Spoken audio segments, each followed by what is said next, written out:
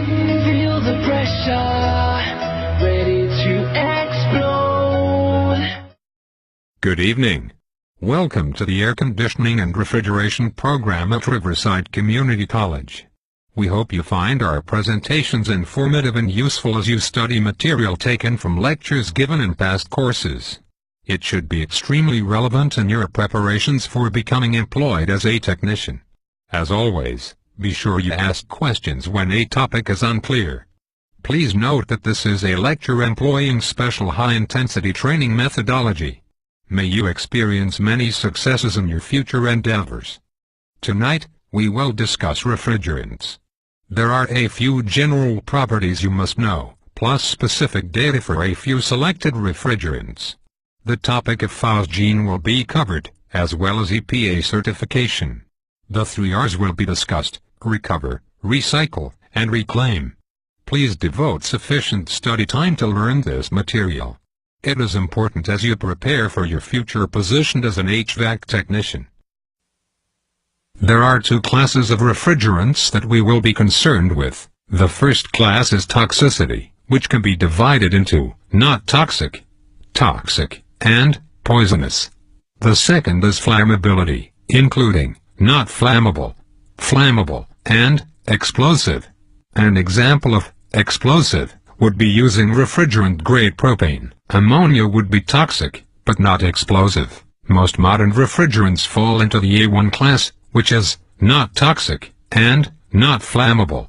What would R410A be considered? How about after it sat in the rear of your service truck for 3 hours on a hot day? While dangerous, it could explode. R410A is not in the explosive class of refrigerants.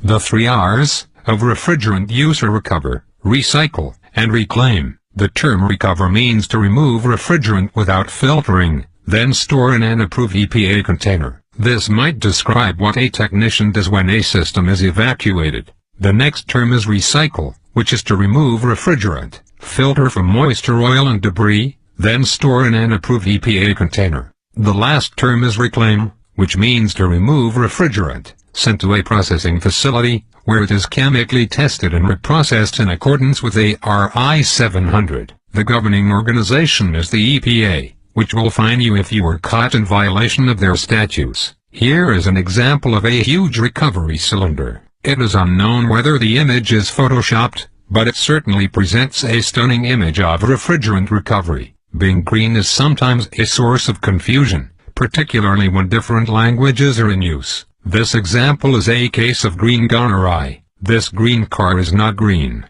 Care must be taken to have an understanding of terms in your profession. Phosgene originated as a nerve toxin in World War I. It is produced from the combustion of chlorine-fluorine compounds, or when they come in contact with hot metal or flame. Brazing causes combustion. Special care must be taken. Density, heavier than air, has a blue-green color when combustion takes place. Phosgene is considered to be a carcinogen, even at low exposure levels. Physical retention is accumulative. It does not dissipate over time. This means that when your lifetime cup of phosgene is full, you will die.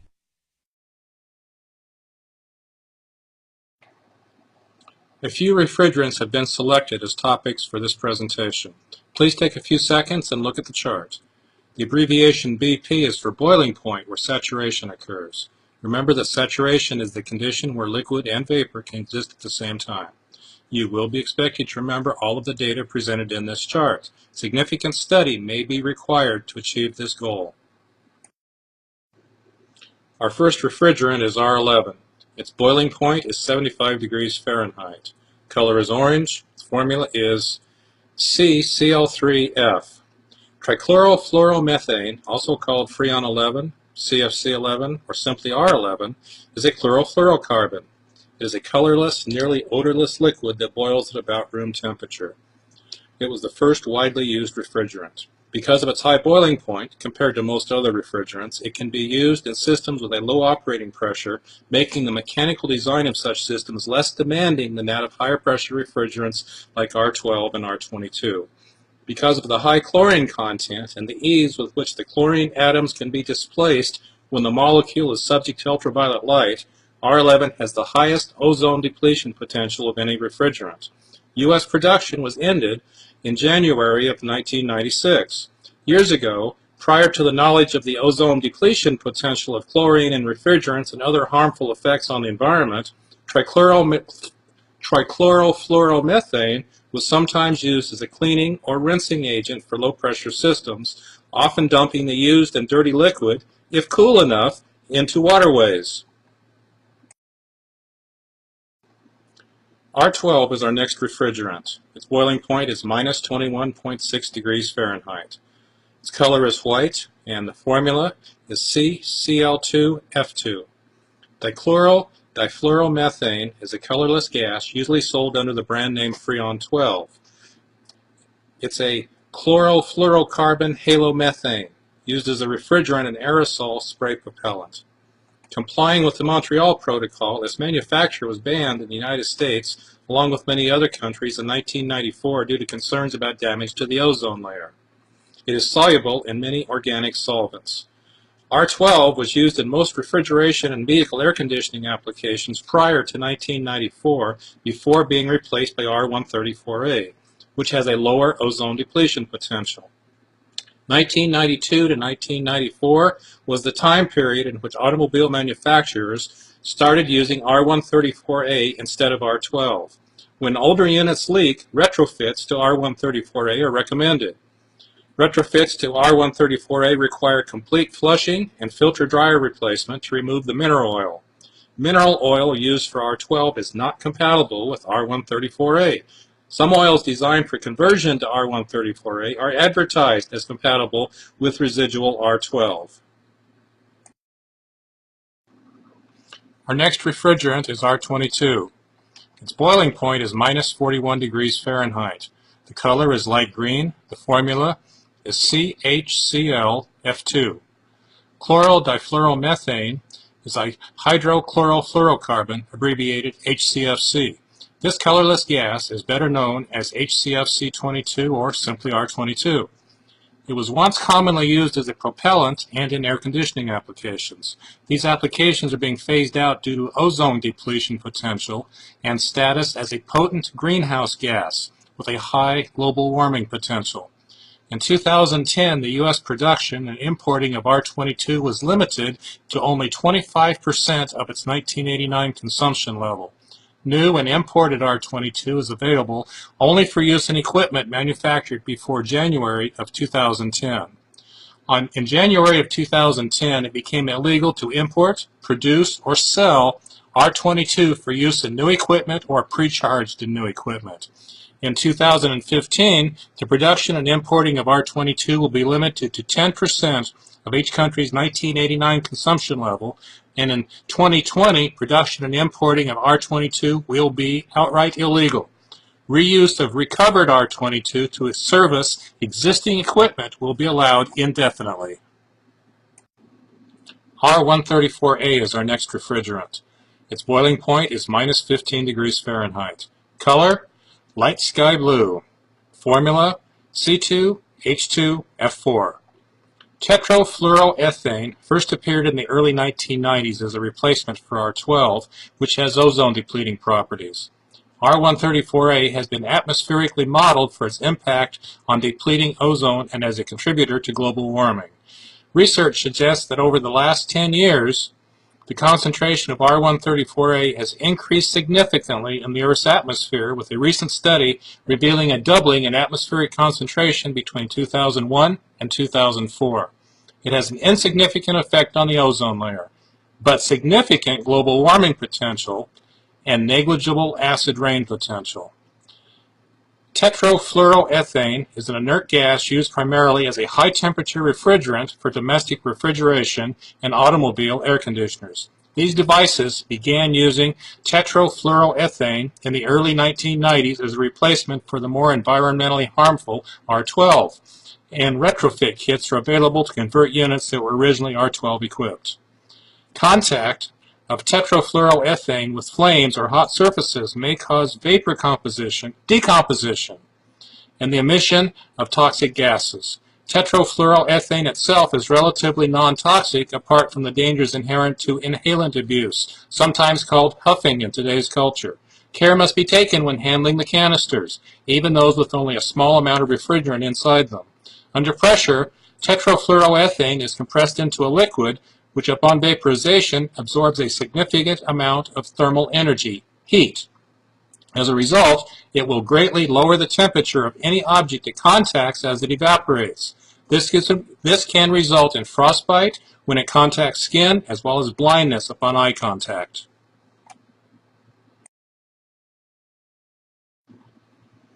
R410A is next. The boiling point is minus 61 degrees Fahrenheit. The color is rose. Please note that pink is not the correct color. Formula is a blend of 50% CH2F2 and 50% CHF2CF3, sometimes called AZ20. R410A does not contribute to ozone depletion and is therefore becoming more widely used as ozone-depleting refrigerants like R22 are phased out. However, it has a high global warming potential, 1,725 times the effect of carbon dioxide, similar to R22. R410A was invented and patented by Allied Signal, now Honeywell, in 1991. Other producers around the world have been licensed to manufacture and sell this product, but Honeywell continues to be the leader in capacity and sales. R410A was successfully commercialized in the air conditioning segment by a combined effort of Carrier, Emerson Climate Technologies, Copeland School Compressors, and Allied Signal. Carrier was the first company to introduce the R410A-based residential units into the marketplace in 1996 and holds the trademark for Puron. R410A has replaced R22 as the preferred refrigerant for use in residential and commercial air conditioners in Japan, Europe, and the United States. Parts specifically designed for R410A must be used as R410A operates at higher pressures than other refrigerants. Thus, R410A systems require service personnel to use different tools, equipment, safety standards, and techniques. Equipment manufacturers are aware of these changes and require the certification of professionals installing these systems. In addition, the AC&R Safety Coalition has been created to help educate professionals about R410A systems. Test equipment should be clearly marked to prevent refrigerant contamination occurring when the same equipment is used on multiple refrigerants. In accordance with terms and agreements reached in the Montreal Protocol, the United States Environmental Protection Agency has mandated that production or import of R22 along with other HCFCs be phased out in the United States. In the European Union and in the United States, virgin R22 cannot be used for manufacture of new air conditioning or similar units starting back on January 1st of 2010. In other parts of the world, the phase-out date varies from country to country. Today, all new manufactured window air conditioner units and central air conditioning systems in the United States come with R410A. As an alternative to window-mounted systems, a ductless mini-split system is available which uses R410A.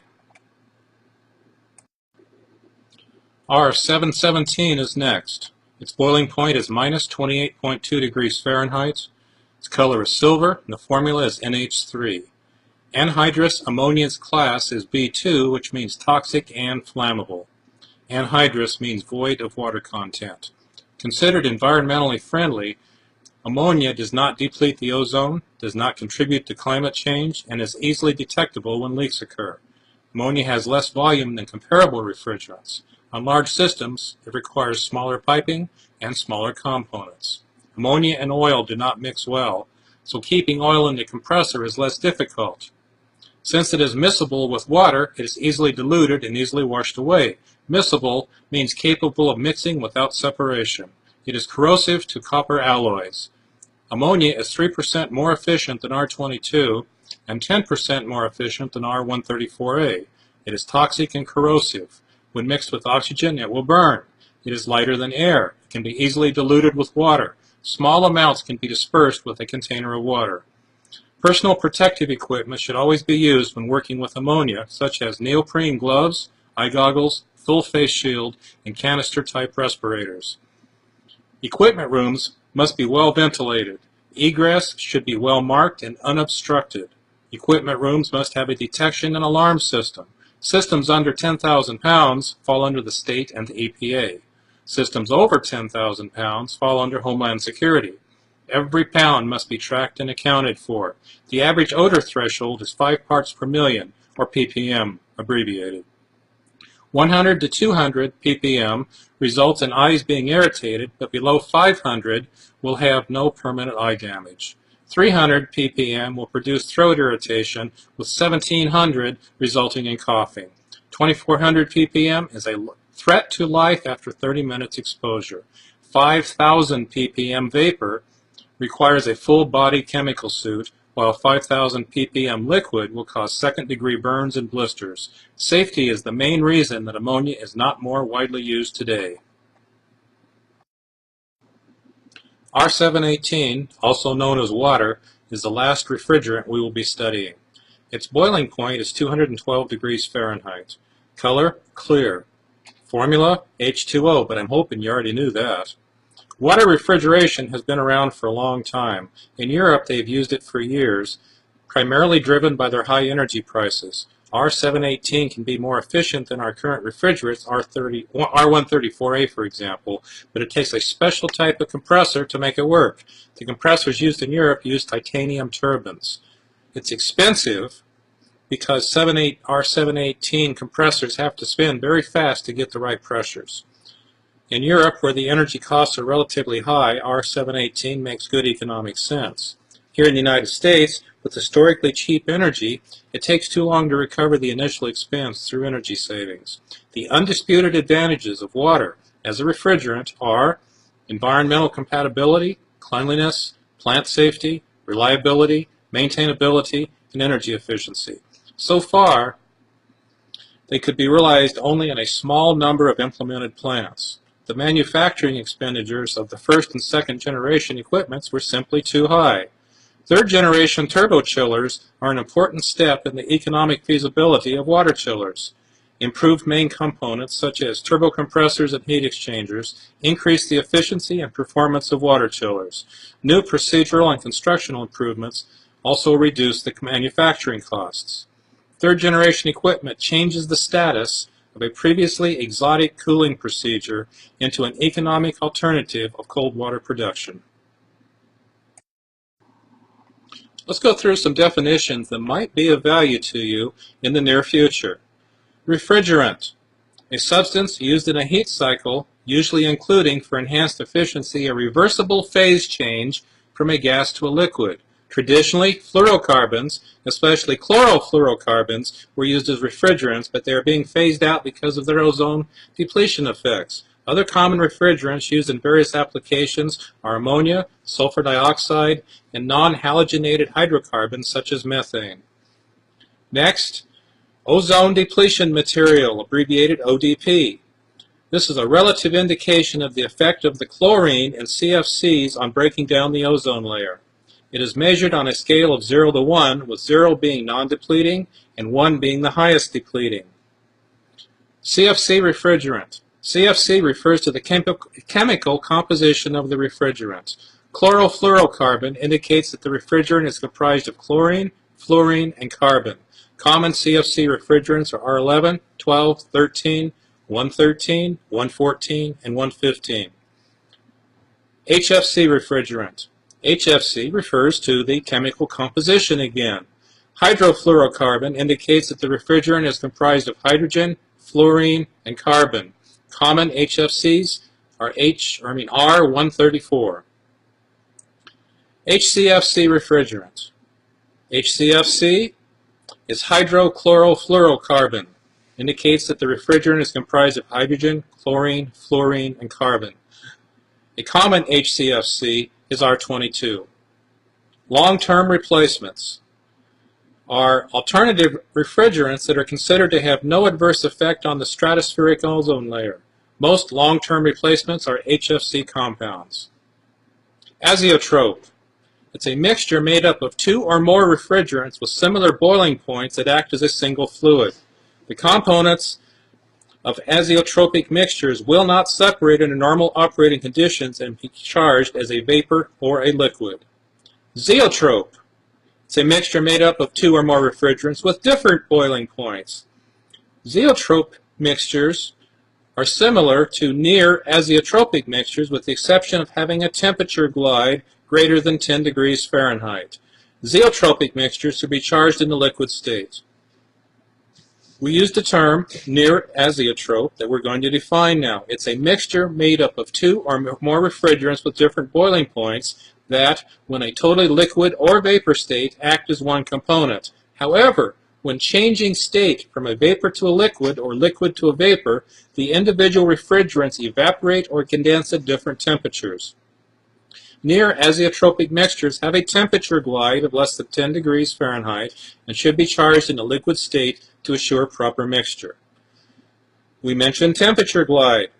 That's the temperature difference that occurs between the vapor state and the liquid state during evaporation or condensation at constant pressure. That is, the temperature in the evaporator and condenser is not constant. Temperature glide occurs in near azeotropic and zerotropic mixtures. Hygroscopic is a word that means a tendency for refrigeration oils to absorb moisture from the atmosphere. This is not a good thing. Alternative refrigerant is any of a number of refrigerants or refrigerant mixtures designed to replace the current CFC or HCFC refrigerants. Drop-in replacement. It's an alternative refrigerant that can be installed directly into an existing system with minor equipment changes, hence the term drop-in.